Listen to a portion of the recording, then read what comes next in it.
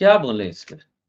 मैं तो यहाँ ये प्रश्न उठाना चाह रहा हूँ खुद कि मंगल की महादशा जब शुरू हुई भारतवर्ष की, तो मतलब सोशल मीडिया का तो हाल ऐसा हुआ पड़ा है कि एक पक्षीय ज्योतिषियों की भी इतनी बाढ़ आई हुई है कि उन्होंने हर बात में आकर, हर मुद्दे को उठाकर ज्योतिष के ग्रहों को, नक्षत्रों को, दिन को, चौघड़िया को, अमृत काल को, सबको उठाकर एक ही पक्ष में उन्होंने उसको डिसाइड कर देना है। उनको ज्योतिषी विद्या से भी कोई मतलब नहीं है। जैसे कि 400 पार वाली कहानी मुझे याद आ जाती है कि कैसे हंगामा मचा दिया था ज्योतिषियों ने पॉलिटिशियन से ज़्यादा। पॉलिटिशियन राजनीतिज्ञों से ज़्यादा ज्योतिषियों का आकलन था कि 400 से 428 सीटें इस बार लोकसभा चुनाव में आ रही हैं। वैसे ही मंगल की महादशा जैसे ही शुरू हुई है भारतवर्ष की, तो आकलन आने शुरू हो गए बड़े-बड़े सूरमाओं के कि अब तो बिल्कुल ही आग लगा देंगे पूरे विश्व में, क्योंकि हमारे देश की मंगल की महादशा शुरू हो गई है। और सब दबाव में आ जाएँगे, सबको सुला देंगे टाइप की बातें। ये ज्योतिषीय फलादेश इस तरीके के आ रहे हैं। तो मैं बड़ा आश्चर्य होकर सोचने लगता हूँ कि ऐसा कैसे हो रहा है? आपने अभी कहा कि अमेरिका महाशक्ति है, ये सत्य है, तो फिर सत्य को तो आपको स्वीकार करके समझ के चलना पड़ेगा। बाकी ये कह देना कि हमें कौन चित कर सकता है, पहले ही चित हो जाएँ और फिर चैलेंज कर दें कि हमें कौन चित कर सकता है। तो बड़ा पहलवान भी खड़ा होके सोचने लगता है कि इसको चित करूँ कैसे? ये तो पहले से ही चित है। ऐसी स्थिति कभी-कभी दिखती है, हास्यकर लगता है मुझे। मंगल की महादशा भारतवर्ष की कुंडली के अनुसार भारतवर्ष में हिंसा भड़कने और जो बात मैं पिछले 2 सालों से बोलते आ रहा हूँ, फूड क्राइसिस और आपसी सामाजिक संघर्ष बढ़ने के अंदेशे मंगल की महादशा में दिख रहे हैं। क्योंकि वास्तविकता ये है कि चीन और अमेरिका जैसे 2 देशों के खिलाफ या चीन को इस वक़्त प्रतिद्वंदी अगर अपना हम समझें, तो सामरिक दृष्टि से चीन ज़्यादा मजबूत है। इसको आप अस्वीकार करके तो लड़ाई शुरू नहीं कर सकते। और ये बात हमें कैसे मालूम है? हमें मालूम है जयशंकर जी ने कहा था कि चीन बड़ी इकोनॉमी है, हम उनसे नहीं लड़ सकते। इससे हमें पता चला है। हमारे पास तो कोई सोर्स नहीं है इस चीज़ का। तो स्थिति मतलब कुछ कहने लायक बची नहीं है। ट्रम्प का पिछले एपिसोड में ही मैंने आपको कहा था कि ट्रम्प के बारे में बहुत लोग बहुत कुछ सोचते हैं, उसको पागल बोलते हैं, ये बोलते हैं, बहुत सी बातें हैं, वहाँ आंदोलन हो गया, फलाना-ढिमकाना, लेकिन क्या फ़र्क पड़ रहा है उसको आप पिछले लास्ट एपिसोड में मैं बोल के गया, अगस्त 2027 तक अक्टूबर 2026 तक ट्रम्प की स्थिति बहुत मजबूत है, कुछ बिगड़ने वाला अभी फ़िलहाल उनका है नहीं। उनकी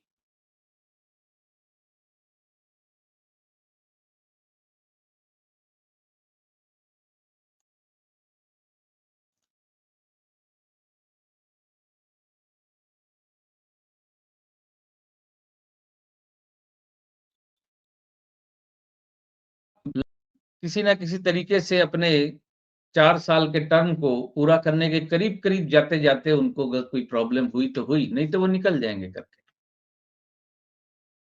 हालाँकि जो आंदोलन इस बार हुआ, वो काफ़ी खतरनाक रूप अमेरिका में लिया है, नो किंग मूवमेंट जो आया था। लेकिन अक्टूबर 2026 तक तो हम आशा ना रखें कि ट्रम्प के ऊपर बिजली गिर जाएगी अपने आप और हम बच जाएँगे। हमारे पास कोई अपनी स्ट्रैटेजी होनी चाहिए उनसे निपटने के लिए।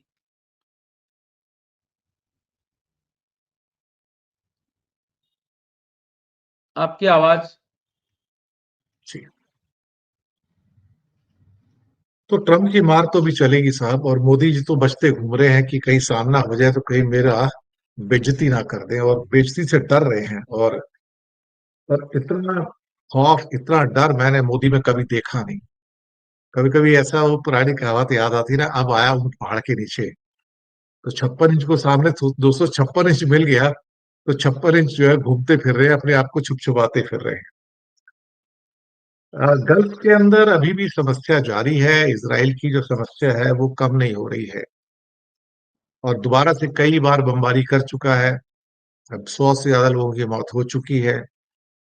हमास ने भी फिर से हथियार उठा लिए और कह दिया कि हम तो इस पे राज करेंगे, हमारा तो इलाका है, हम तो यहाँ से जाएंगे नहीं, और हमारे कंट्रोल में रहेगा। और कुछ 50-55 लोगों को घुट्टे में बिठा के हमास के लोगों ने गोली मार दी। सीज फायर के बाद की बात है कि ये इसराइल के एजेंट थे। तो इस ढंग से तो इसराइल को फिर से बहाना मिल जाएगा, भैया तुम्हारे हाथ में सारे के सारे ये आ गए हैं, तो मैं तो अब तुमको और बर्बाद करूंगा सीज फायर के बाद। अब जो होस्टेजेस थे वो तो छूट के आ गए हैं, अब तो कुछ बचा ही नहीं, ले दे के डेड बॉडी और शव कुछ बचे हुए हैं जिनके अवशेष देने बाकी हैं, उसकी उनको चिंता नहीं है।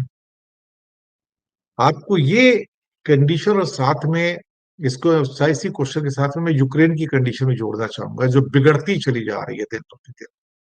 और आपको क्या हालात निकलते नजर आ रहे हैं अंतर्राष्ट्रीय ये युद्ध के फ्रंट से, कैसे हालात निकलते नजर आ रहे हैं दोनों के संदर्भ में बताइएगा सर, इसराइल के संदर्भ में भी और यूक्रेन के संदर्भ में भी। मैंने शायद शांति हो जाएगी कभी नहीं कहा। जब भी ये विश्व राजनीति की इस तरह के झंझट के ऊपर जब भी बात हुई है हमारे प्रोग्राम में, मैंने कभी भी पीस के समर्थन में एक भी फलादेश नहीं दिया। पीस नहीं होने वाला है, और मूल जो बिंदु है वो अतिचारी बृहस्पति है। आप थोड़ा-सा देखिए, 2008 से 2011 तक बृहस्पति अतिचारी थे। 2008 में बहुत बड़ी अर्थनैतिक स्थिति बिगड़ी थी। इकोनॉमिक क्रैश आया था 2008 में, जिसमें कहते हैं कि मनमोहन जी ने भारतवर्ष को बचा लिया था। उस वक़्त बृहस्पति अतिचारी था। जुपिटर 2018 से अप्रैल 2022 तक, यानी 2019 के अंत तक जो कोरोना का अटैक हो गया, और अप्रैल 2022 तक बृहस्पति अतिचारी था। आपका साउंड ऑफ हो रहा है। कोरोना का काल था 2022 तक। हाँ, वो अतिचारी था। कोरोना काल में भी पूरे विश्व की अर्थव्यवस्था हिल गई थी।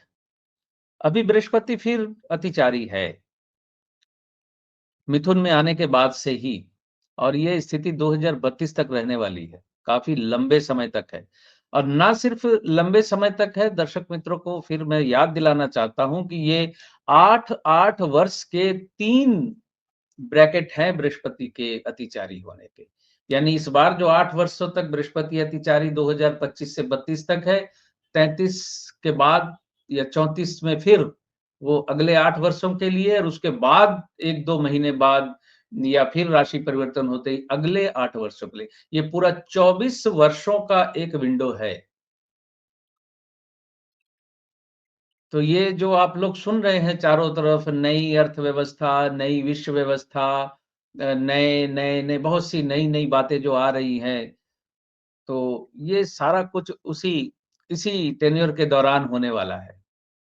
और सच कहूँ तो अनप्रेडिक्टेबल स्थिति है, बहुत अनप्रेडिक्टेबल स्थिति है। हम ये तो बता पा रहे हैं कि समय अच्छा नहीं है। सिविल वॉर इंडिकेटेड कर रही है, बहुत से देशों में सिविल वॉर एक्टिवेट हो जाएगी। 2030 जैसे-जैसे करीब आएगा। 2027-28 यानी 27 खत्म होते-होते और 2028 बहुत ही वर्स्ट ईयर होने के इंडिकेशन है, मेदनी मुंडेन एस्ट्रोलॉजी के अनुसार। तो उसी तरफ बढ़ रहे हैं। एलआईसी के 32,000 करोड़ या पता नहीं उससे कम या ज़्यादा जो दिए गए अडानी जी को, उसकी बात कहें, अर्थव्यवस्था में असमानता बढ़ती हुई जो दिख रही है,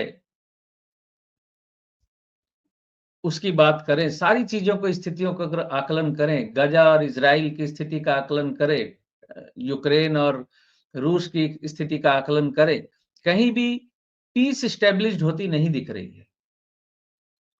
क्योंकि ये यूक्रेन वाले जेलेस्की साहब जो है वो जिनके इशारों पे चलते हैं तो वो भी मानेंगे नहीं। रूस भी मानेगा नहीं, अपने घर के सामने जो वो करना चाह रहा है करने नहीं देगा। तो ये पीस किस पॉइंट पे होगी? वो तो जेलेस्की के स्टेटमेंट तो देखता हूँ कई बार मैं, वो तो बिल्कुल उसको कोई फ़र्क ही नहीं पड़ रहा है, उसको क्या लेना-देना है, क्या नुकसान हो रहा है, क्या नहीं हो रहा है। शायद वही वही बात ही है, वही स्ट्रैटेजी वही, उसको कोई मतलब है भी नहीं। टारगेट रूस है एक्चुअली, टारगेट यूक्रेन नहीं। और जिस तरह से आर्थिक असमानता बढ़ रही है, वही जो बहुत थोड़ा-सा दुखी मन की बात हास्यकर तरीके में मैंने बता दी, कि बड़े गर्व की बात है कि एक आदमी बहुत बड़े हो गए, कि विश्व के सबसे बड़े हो गए हैं। बोलते हुए अपने घर की टपकती हुई छत पे प्लास्टिक लगाते हुए गर्व से उसका सीना फूल गया है। तो ये आर्थिक असमानता कहीं न कहीं तो समाज के बैलेंस को डिस्टर्ब करेगी और उसका असर पड़ेगा यहाँ।